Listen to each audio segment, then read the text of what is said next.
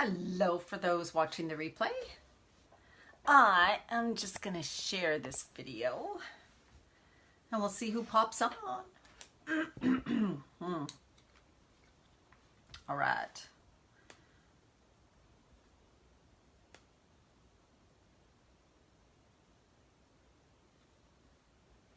I've got to copy that tagline.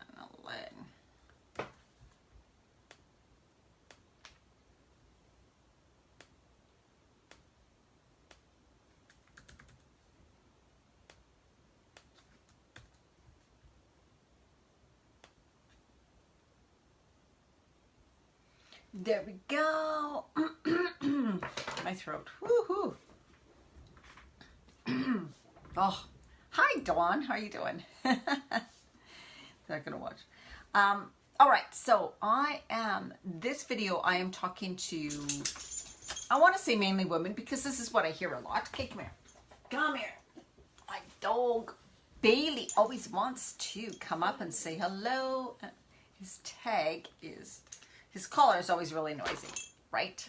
So he's here sitting with us today. Hello. All right, so this is what we're talking about. And this is very common, right? So a lot of my clients who come to me are in this kind of phase thing where they have put themselves last for years and years, right? And the tough thing about that is it is seen as being normal and good, right?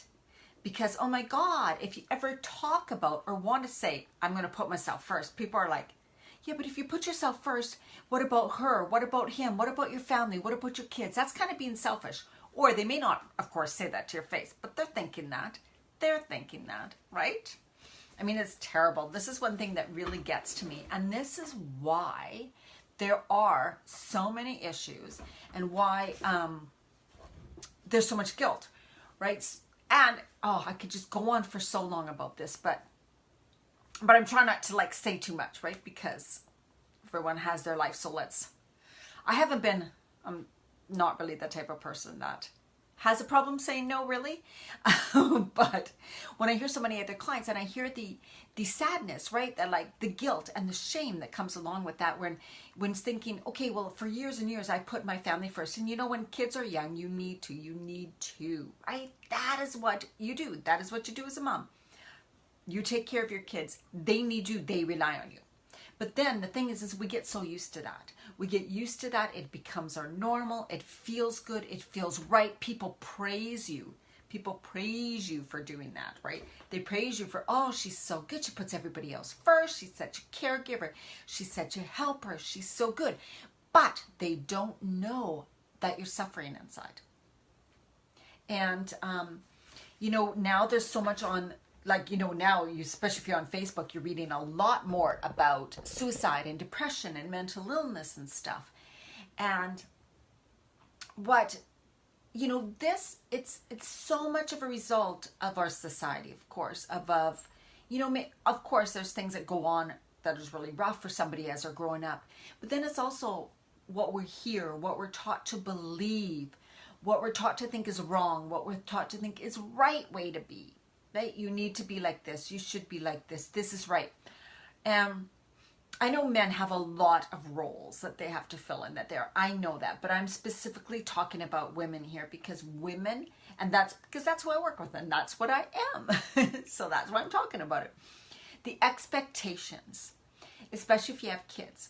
So, and then you're a wife. And then you have kids. So you may have gotten married young. Like the first time I only got married once. When I got married, I was 23 years old.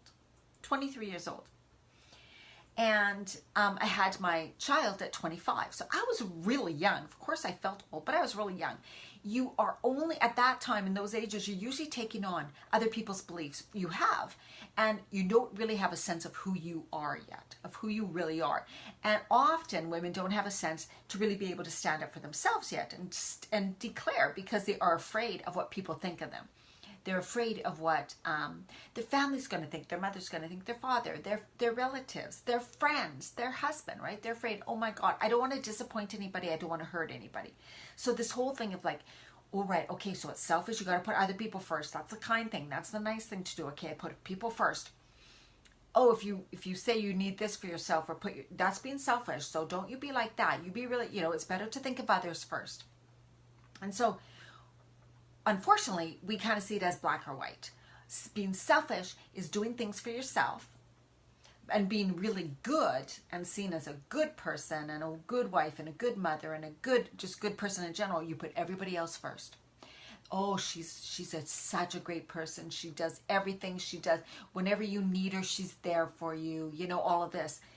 But the thing that happens is that inside the person is going, something's missing, but they don't know what, right? That whole belief, like something is missing inside of me. And the more, when you have your kids to take care of and you're really little kids, it feels natural to be that way. It feels kind of natural, right? Your kids are young. You love that whole nurturing thing and all of that, right? Hello, who's joining me? Say hello. So I know who's on. Christina, looks like. It feels so natural when you put someone else, when you put your kids first. But as we age, right, our kids, our friends, our family are used to us being that type. I'm not talking to me, but other people used to you being that type of a person that always says yes, that always does the things, that is there every time they need a shoulder, is there every time they need to talk to somebody, is always there for them. Oh, she'll do it. No one else will do it. She'll do it. She always says yes. She never says no. She's such a good person. She's such a nice person. She's so wonderful. And then the person who says no, oh, what is wrong with her? What does she have going on in her life that's so important? She is so selfish. She's saying no all the time. Well, I'm not going to say anything to her, right? That is what goes on, and that is what's so sad. Because we are like taught that being good means doing everything for everybody else first, being not such a good person or selfish, which has such a bad, definition, is the person who says, you're going to put yourself first. What are you talking about? You have a family, you have whatever. And so, but unfortunately, guys, when a woman gets into midlife, all those things start to show because our body's changing. We're starting to gain weight. We're getting these wild emotional ups and downs again, like adolescence. And so you almost feel like you're out of control of your body, of your mind, what you think, and your emotions. You're looking in the mirror, you're looking different. You're like, okay, I'm changing. Like, I don't even know who this person is anymore. What used to work isn't working anymore. My body is shifting. It is changing. What am I supposed to do? But by this time, I don't have time. Oh my God, I can't fit anything else into me. I'm so busy. I got to cook for this person, for that person. My kids are still living at home. I got to drive them here. I got to do this. I volunteer here, and I got to take care of this person. You have intertwined all of that caregiving for everybody else so fully in your life. You don't know how to be anybody else. You don't know how to do anything else. And the thing is, then you don't have time for you anymore. And you keep thinking that magic time is going to come, that, oh, one day I'm going to have time for me, right? Well, when I retire, when I get in right now, I don't know who I'm talking, but I'm 50, almost 55, 54. So when women hit this age, they're like, by now, I thought I would have time for me. Like when we were in our 20s and 30s, we thought like 55, you'd be retired. You'd be retired, you'd be living the dream, you'd be traveling over the world. That's just not happening. That's not happening at all, is it? Not for very many people. And so here you are at this age with this knowing inside that it was going to be your time right now, but you can't possibly imagine having any time right now. How are you even going to ever put yourself first? So maybe like when women enter my program, they're like, okay, I want to lose weight. Oh my God, I don't feel good. I need help. I need help. And then what happens is it's like, I don't have time. I don't know how I'm going to make this true. Oh my God, that seems impossible. Well, I got to do things for this. Well, they're not going to like the type of food I'm making. Well, I don't know how I'm going to, don't have time to exercise. How am I going to go shopping? I don't have time to spend time in the kitchen. It's because your life has been filled so much by other people and other people relying on you, and you feel good. That has made you feel good. It's not a bad thing, right? It's not a bad thing because it's just the way you've expressed your love. It's the way you felt love. It's to you, it means love, right? Giving your time, giving your attention, giving your love. The thing is, there needs to be a time there always needs to be where you need time to yourself. But now it's like you need to see what is happening around you, and that you are not the person that holds the whole world together. And this is what is so sad about lots of the things that happen with people. They're too scared to talk about what's going on within them. They're too ashamed to not being able to handle life. They don't want to tell other people because other people might think they're, well, weak. Why can't you handle it? We all can handle this with no problem. When really, no one really can. They just don't want to talk about it because it's seen as weak or a stranger. What are you talking about? Like no one's going to understand you, right? So there's a lot of people suffering now, and so much of it is because, I mean, at least I know for the women I work with, is the fact that they have taken on this role as being the good person, the right person, the loving person, the person everybody goes to, the person people rely on, and those people continue to, and your kids, even in their 20s and 30s, still continue to treat you like that, when really they need to be able to stand on their own, right? But we feel this obligation, this continual, and to break that, to finally say to people, okay, it is my time, and it is your time to stand on your own. Stop asking me to do all these things. I'm going to start saying no. I'm going to say no. No, you can't come here. No, I won't go there. I'm sorry, but I need my time. That is really, really, really hard to do after about 40 years of agreeing, 30 or 40 years of agreeing and being the one everybody goes to and saying yes. Can you imagine what a cycle you have to break? That brings on so much guilt and so much shame. But the thing is that if you don't break it, your joy is going to get sucked right out of you. You're not going to be doing anything that brings you joy anymore. You're going to start doing things with resentment, with not wanting to. People can sense it, and you'll get more resentful, and you'll keep saying, I wish I could say something. I wish I was able to say no, but I just can't say no. I feel so bad. And then what happens, though, is inside you, you have all these repressed emotions. So suppressed emotions, repressed emotions can lead to depression, right? This deep sadness, this loss, this feeling of emptiness. And of course, so many women emotionally eat. So many women eat at night. They say nighttime eating is such a huge part of me. Well, because most likely there's something that's missing inside of you. There's something that needs to be filled. You're feeling empty inside. And nighttime is usually when all our crazy, busy activities are over. And maybe you're sitting down to relax. Or you know, you've kind of done your to-do things, or you're so exhausted, you are sitting down to relax. And then that's when the mind takes over. That's when this knowing from inside of you starts to bubble up. Like, hey, what about me? What about what I want? What about what I desire in my life? And that's when that feels so uncomfortable to you. You're not really aware of it, but something it's like anxiousness starts to come up. This bit of anxiety starts to come up because your body is in dis-ease, right? It knows something's wrong. That's your soul talking. That's your heart talking. Something is wrong. Something is not right, right? I'm missing something. But that comes up as these anxious feelings, and then you don't want to feel that. So to numb them, to get rid of them, to occupy yourself, instead of feeling those, instead of letting those arise, you eat. Yeah, you eat. And that is so common. So common. So I really want to just bring this awareness to, it is not selfish to do things for yourself. Because if you are not feeling your best, your happiest, your most fulfilled, then you're not going to be that great for other people. And what's your life going to look like? Like, dis-ease within the body does lead to disease. Right? That's what it does. There's an uneasiness. There's an imbalance in your body. There is anxiousness, depression, feeling sad, feeling in a funk, not knowing what's wrong, not knowing who they are anymore, not feeling fulfilled in life, not feeling there's any purpose in life. All of this can stem from when someone, oh, sorry about that. That was my phone ringing. So much of this happens when people are scared to put themselves first. They think that they will be seen as selfish or a bad person. I highly get you. Rethink this. We really need to rethink this. There is no black or white. It doesn't mean you do everything for everybody or you do everything yourself and nothing for everybody else. But yet that's where our mind goes. As soon as we start to say, I want to do this for myself, or I'm going to put myself first, it's like that. Oh my God, should I say that out loud? I don't dare, because people are like, oh, wow. Yeah, maybe she's going to leave her husband. Maybe she's going to leave her family. Oh my God, right? What's going to happen? No, no, no, no, no, no.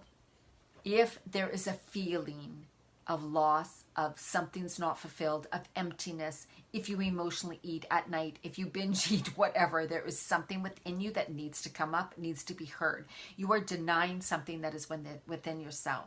And that is one of the worst things you can do. That is your soul talking to you. Your soul is saying, I need to be heard. You are not fully expressing yourself. You are not fully living your life. You are missing out on life. Stop saying yes to everything and everybody and start saying yes to yourself. It is your life. You need to live your life and stop living everybody else's life, right? Especially when they're adults. I mean, I'm not talking about young 4, 5, 6-year-old, 12-year-old kids. I'm talking about adults around you. They can live their own life. And I know what's hard too is that the energy of being around all these other people all the time make you feel like they're almost sucking your energy, or you're so used to that feeling of saying yes and being drawn and them saying everything, and they're almost like everything else controls you instead of you controlling everything else. So then it just feels uncomfortable and discomfort. So know that that is part of it. Feeling that uncomfortableness, but yet getting clear and knowing, no, I do want a life of my own. I do want something for me. So it's like continually we need to affirm that it is right. It is good. It will only benefit others, right? Stop playing the victim. Stop trying to control everybody else's lives, because kind of that's what you're doing when you're getting involved in their life so much. You're not letting them live it. So you're actually taking away their ability to learn to cope, taking away their ability to learn to live their life. And we do this with kids, right? Taking their ability away for them to find their own way, because it is their life, their journey, not yours. Your journey is to fully live your life, your life. But you can't do that if you continually do not say yes to yourself, or do not begin to recognize what's coming up to you. What will make you feel more fulfilled? What do you desire? What do you desire to do now? What are you missing out on? What have you wanted to do that you've never allowed yourself to do? Right? Start thinking about those things. And I think it's a huge problem with why women hold on to weight and don't let go of the weight. It's almost like this is something I can control. Or if I don't have a life, I might as well just eat this stuff. This makes me feel good. So when your best friend, when love, when comfort is food, right? Then you are going to have that weight. You are not going to let it go. Why would you stop eating those foods if they're your best friend? You would not just walk away and leave your best friend. And that is what happens when food becomes your best friend, right? It has control over you, an emotional connection. You don't want an emotional connection with food. You want an emotional connection with yourself. But it's because you're denying something within yourself. You already know that something's missing. That's my dog. All right, comment below if you get this and if you understand this. Are you a people pleaser? Are you somebody who has always been pleasing others? Or are you scared to put yourself first? Do you see that as selfish? Like, would you say to somebody, I'm going to put myself first from now on? That would be a hard thing to say for a people pleaser. I'm going to have to start saying no, and I'm going to put myself first. But you know what? That is the best thing you can do. All right. If you are not part of my Facebook community, Women Creating Healthy Lives for Women Over 40, where we talk about the food, we talk about the hormones, I do recipes, I do live trainings on specific areas of weight gain, why the weight gain, what's going on with your hormones, what you can do. And of course, we work a lot with the mindset, how to shift thoughts, how to move through blockage, stop the self-sabotage, stop the people-pleasing, things like that. So that all goes on over there. I don't do that much on my personal page, which is what you're on now if you're watching from Diana Marchand. So come and join me in Women Creating Healthy Lives. All right, and start taking care of yourself and start getting clear on the way you truly desire to live your life. All right. Bye-bye.